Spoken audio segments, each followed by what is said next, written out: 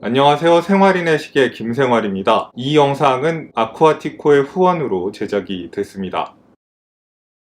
다양한 마이크로 브랜드의 시계를 살펴보는 게 재밌는 이유가 예상도 하지 못한 시기에 독특한 시계들이 많이 나온다는 데 있는데요. 오늘은 무려 1000m 방수 성능에다가 트리튬 야광, 사각형 케이스, 브론즈 소재를 결합한 개성 있는 시계를 소개해 드리려고 합니다. 아쿠아티코의 슈퍼차저라는 시계입니다. 아쿠아티코의 시계는 2달 전에도 한번 소개를 해드린 적이 있습니다. 40만원대 초반에 살 수 있는 비교적 저렴한 브론즈 시계로 시스타라는 모델을 보여드린 적이 있는데 가격대로 짐작되는 것보다 탄탄하게 잘 만든 시계였습니다. 트리튬 캡슐을 이용한 야광 시계는 처음으로 리뷰를 하는 것 같습니다. 저희 채널에서 리뷰한 대부분의 시계들은 슈퍼루미노바나 루미브라이트 같은 스트론튬 혼합물을 이용한 축광 방식의 야광 도료를 사용을 했습니다. 빛이 있을 때 빛을 모아두었다가 어두운 곳에서 서서히 방출을 하는 방식의 야광인데 빛을 제대로 모아뒀다면은 순간적인 밝기는 매우 좋을 수 있지만은 어지간한 경우가 아니라면은 밤새도록 오래 지속되진 않는다는 게 축광 방식 야광의 단점이었습니다. 빛을 오랫동안 못 본 경우에는 그나마의 밝기도 의미가 없어진다는 것도 문제입니다. 축광 방식의 야광과는 달리 트리튬 야광은 다른 원리를 이용을 합니다. 방사성 물질인 삼중수소가 붕괴하면서 나오는 베타선이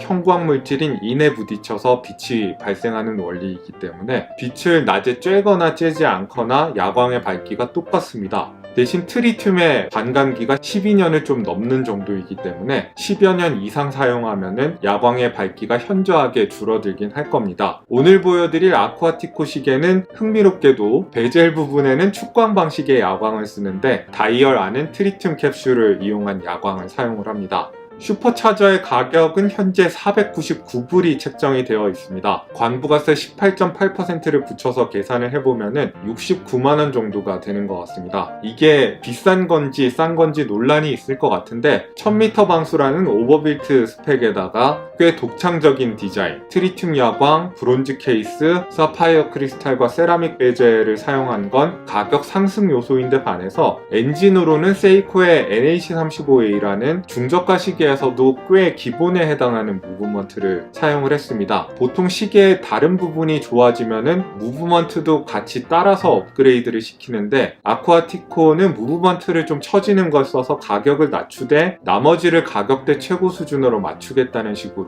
전략을 세운 것 같습니다. 개인적으로는 NH35A가 많은 분들이 생각하는 것보다 신뢰도가 높고 좋은 무브먼트라고 생각하기 때문에 큰 불만은 없습니다. 비슷한 스펙의 일반적인 축광 야광을 쓰는 젤로스의 해머헤드2의 NH35A 버전이 449불 정도를 책정하고 있으니까 트리튬 야광을 쓰고 있는 아쿠아티코가 슈퍼차저의 499불을 책정한 건 상식적인 수준으로 보입니다. 다만 해머헤드2처럼 에타 무브먼트가 들어간 좀 더 비싼 버전도 같이 만들었으면 소비자들이 자기 선택을 제약받는다는 느낌을 안 받지 않을까 하는 생각은 듭니다. 브론즈 슈퍼차저 같은 경우에는 다이얼의 색상이 검정, 파랑, 초록의 3가지 옵션이 있고 베젤의 소재도 브론즈와 세라믹 중에 고를 수 있습니다. 브론즈 소재 케이스가 별로 마음에 안 드신다면 티타늄 케이스 버전도 같은 가격대에 올라와 있습니다. 저는 오늘 브론즈 케이스의 파란색 다이얼, 파란색 세라믹 베젤 버전을 보여드리려고 합니다. 슈퍼차저가 가지고 있는 사각형의 케이스는 가로 세로의 길이가 똑같이 42.8mm입니다.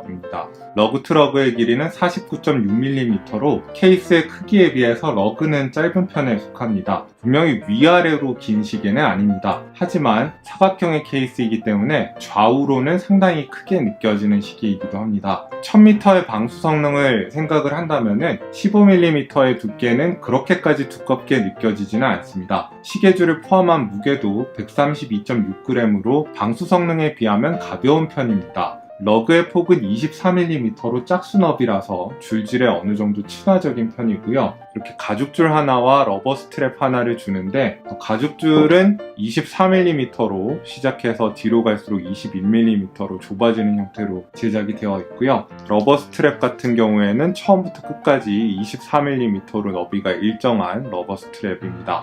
임청동 소재의 케이스는 참 독특하고 개성 있는 외관을 가지고 있습니다. 케이스를 보시면은 사각의 윗판과 아랫판이 있고 그 중간에 무브먼트를 담는 원통형 6평형의 공간이 있습니다. 윗판과 아랫판을 4개의 육각 나사로 연결하고 고정하는 방식으로 제작이 되어 있습니다. 그래서 위에서 보면은 약간 베렌로스의 시계 오마주처럼 보일 수도 있는데 측면에서 보시면은 완전히 다른 케이스 디자인이라는 게 확연해집니다. 저는 이렇게 생긴 케이스는 처음 보는 것 같아요. 러그도 자세히 보시면은 이게 윗판과는 연결되어 있지 않고 아랫판의 일부로 이렇게 러그가 제작이 되어 있는 독특한 생김새입니다. 그래서 베렌로스랑 굳이 비교를 하자면은 베렌로스의 케이스는 정상적인 방식으로 계기판을 시계로 변환을 한 느낌이라면은 아쿠아티코의 케이스는 계기판을 뜯으면 안 되는 방식으로 강제로 뜯은 것 같은 느낌입니다. 그게 나름대로 매력이 있어요. 케이스 전체에 걸쳐서 상당히 거친 느낌의 결이 선명한 수직 방향의 브러쉬로 피니시를 해서 장비 같은 느낌의 시계입니다. 3시 방향에는 역시 굉장히 박력 있는 9mm 지름의 큼지막한 용두가 있고요. 정면에는 아쿠아티코의 돌고래 로고를 새겼습니다. 예상하셨겠지만은 베젤은 120클릭의 단방향 회전식입니다. 클릭 소리가 금고처럼 째르르륵 하는 소리가 있고 묵직하게 투두두둑 하는 소리가 있는데 이 베젤의 클릭감은 딱 그 중간입니다. 차자자작 하는 소리가 납니다. 백플레이는 거의 없는 준수한 베젤 액션입니다.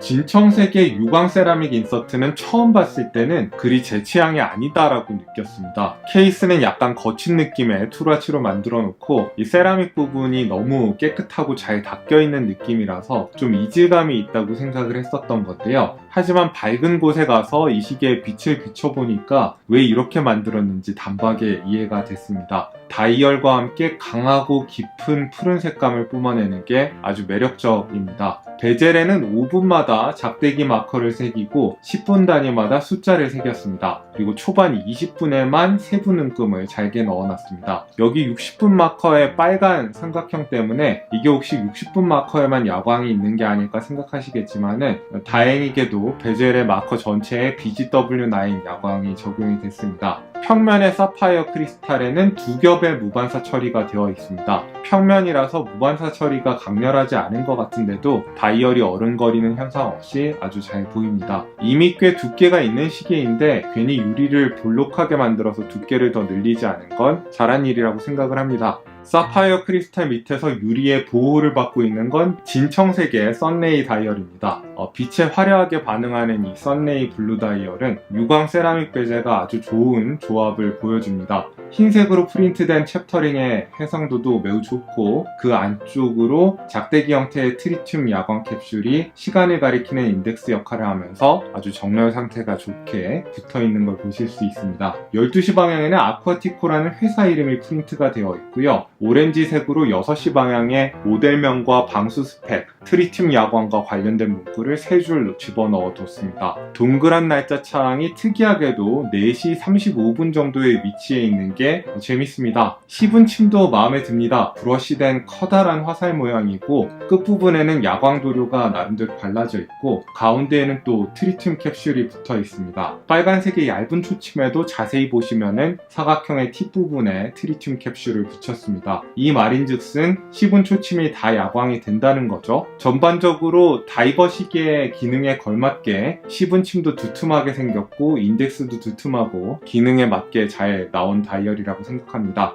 그리고 이 다이얼만 보셔도 이 시계가 베렌로스의 시계로부터 많이 벗어난 시계라는 걸 알 수가 있습니다. 케이스의 뒷면은 스테인리스 스틸 소재의 스크루다운 케이스백이고 샌드블라스트된 바탕 위에 브러쉬된 잠수 헬멧 그림이 그려져 있습니다. 이 시계의 엔진으로는 아까도 말씀드렸지만 세이코의 NH35A 오토매틱 무브먼트가 들어갔습니다. 1시간에 21,600회, 분당 6회 진동하는 표준적인 진동수의 무브먼트고 파워 리저브는 42시간, 수동 감기와 해킹을 제공을 합니다. 이 무브먼트는 뽑기 운이 작용하는 편이지만은 대체로는 손목 손목 위에서 플러스 마이너스 10초 정도의 이로차를 보여줍니다. 처음부터 불량을 받은 게 아니라면은 잔고장이 없고 튼튼한 무브먼트입니다. 제가 받은 시계의 경우 타임 그래퍼에 올려보니까 비트 에러도 0에 수렴하고 오차도 1, 2초 사이에서 도는 준수한 상태를 보여줬습니다. 제 눈으로 보면은 NH35A 무브먼트를 채택을 했지만은 추천할 만한 50만원대에서 60만원대 마이크로 브랜드 시계들이 꽤 많은데 다른 걸 좋게 만들었으면 무브먼트를 싼 걸 쓸 수도 있는 건데도 NH35A 무브먼트가 들어간 시계가 가격이 저렴하지 않을 때 심리적 저항감이 있는 것 같아요.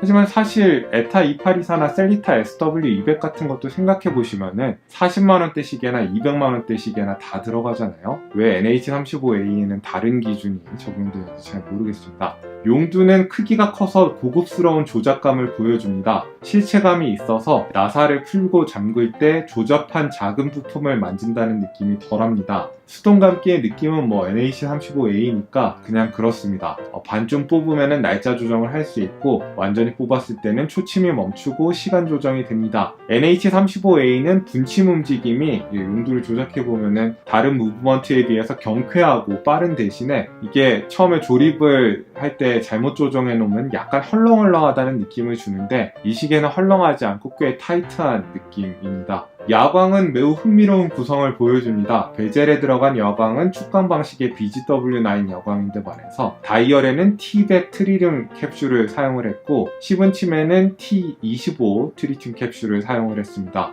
T100이 조금 더 밝은 야광이라고 저는 알고 있습니다. 그리고 10인침의 끝에는 축광 방식의 야광을 사용을 했습니다. 그래서 처음에 어두운 곳에 들어가면은 베젤 부분이 축광 방식이니까 제일 밝게 빛나지만은 나중에는 시간이 지날수록 약해지고요. 이제 어느 정도의 시간이 지나면은 10인침 끝에 야광이 제일 먼저 사라지고 그리고 베젤의 야광의 밝기가 조금 사그라들고 그 다음부터는 이제 언제나 밝기가 일정한 트리튬 야광이 본격적으로 강점을 드러내기 시작합니다. 단순히 제 기능만 하는 야광이 아니라 색상이 다른 야광 도료를 골고루 사용해서 보는 맛이 있는 야광입니다. 야광에 이어서 시계줄도 제가 이 시계에서 제일 좋아하는 부분입니다. 파란색 러버 스트랩과 브라운색 가죽줄을 줬는데 둘 다 쓸만할 뿐만 아니라 시계의 분위기를 다르게 연출하는데 상당한 도움을 줍니다. 러버 스트랩 같은 경우에는 이 시계를 좀 더 발랄하고 실용적인 느낌의 투라치로 연출을 해줍니다. 세라믹 베젤과 다이얼의 색상을 더 돋보이게 해주고 시계의 방수 성능도 좀 더 제대로 활용할 수 있게 해주죠. 뻣뻣하지 않고 손목에 감기는 푹신푹신한 착용감이 좋고요. 구멍이 많이 뚫려 있어서 손목에 채웠을 때 고무 스트랩 특유의 답답한 느낌이 나지가 않습니다. 그리고 버클을 거는 구멍도 촘촘하게 나와 있어서 자기가 원하는 길이에 딱 맞춰서 시계를 착용할 수 있다는 것도 장점입니다. 버클도 브론즈 소재에 대충 만든 게 아니라 제대로 만든 버클을 채워줬습니다. 브라운 색상의 가죽 스트랩의 경우에는 이 시계를 좀 더 중후하고 품격 있는 시계로 연출할 수 있게 도와줍니다. 가죽줄에 연결하면 시계가 가지고 있었던 장난스러운 느낌이 가시고 상당히 진지한 브론즈 다이버 시계라는 인상을 풍깁니다. 가죽줄 자체의 품질도 상당히 좋습니다. 냄새도 광택도 촉감도 우수하고 두께도 3mm로 딱 적당한 정도로 두툼합니다. 그리고 크림색의 바느질이 들어간 부분의 바느질 상태라던가 가장자리의 엣지 처리 같은 것도 걸리는 구석 없이 아주 훌륭하게 잘 되어 있습니다. 총평입니다. 아쿠아티코의 슈퍼차저는 독특한 디자인이면서도 툴와치로서의 우수한 방수 성능과 야광을 갖춘 데 대해서 높은 점수를 주고 싶은 시계입니다. 시계줄의 품질도 아주 좋고요. 다만 무브먼트가 NH35A라서 한국 소비자들한테 어필할 수 있을지는 다소 걱정이 되는 부분이 있습니다. 아까도 말씀드렸지만 젤로스처럼 같은 케이스에 세이코와 에타 무브먼트 사이에서 고를 수 있게 해줬으면 더 좋았겠다는 생각이 듭니다. 자, 오늘 아쿠아티코의 슈퍼차저 시계를 리뷰를 해봤습니다. 오늘도 여러분들께 유용한 정보가 됐기를 바라고요. 오늘 리뷰가 유용하셨다면 구독과 좋아요, 알림 설정을 부탁드리겠습니다. 이상 생활인의 시계였습니다. 안녕히 계십시오. 하나 더 있어? 아니, 없어.